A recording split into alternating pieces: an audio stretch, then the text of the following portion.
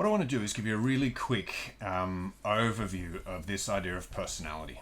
Okay.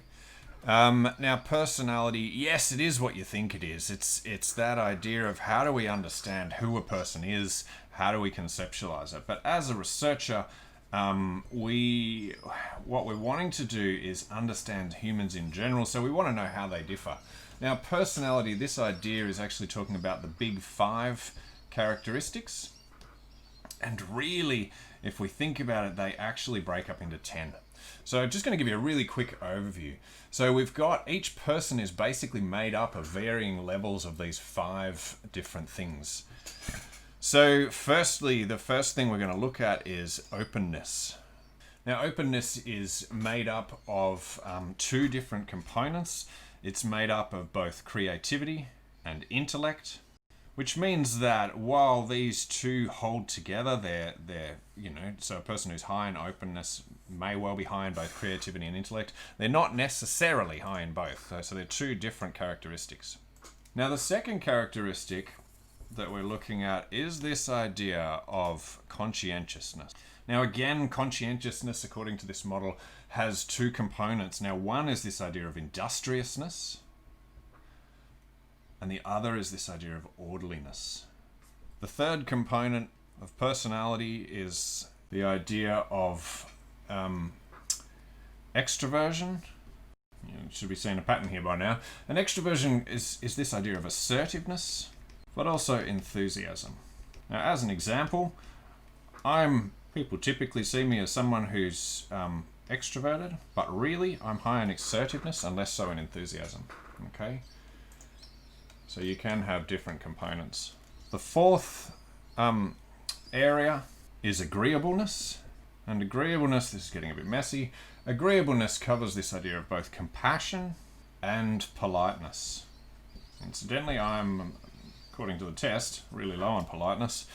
And finally, the final component that we're interested in here is the idea of emotionality or neuroticism. Now, I don't like the term neuroticism, but it helps us because it actually forms this nice acronym of OCEAN to help us remember.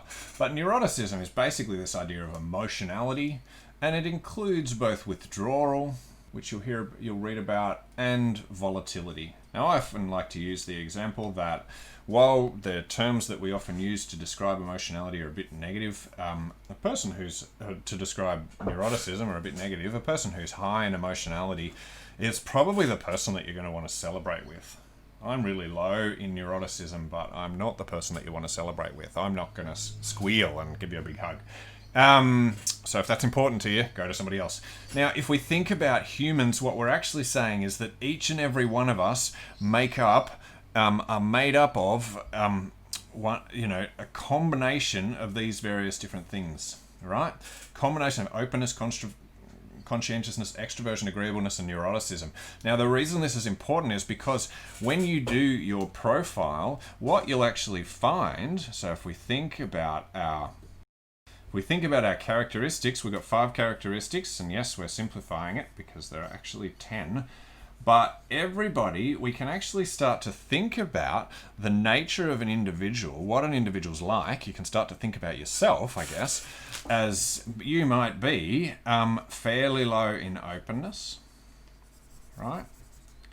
But you might be really, really high in conscientiousness. You might be reasonably high in extroversion, but not quite as high as in conscientiousness.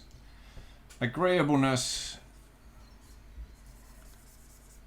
and neuroticism.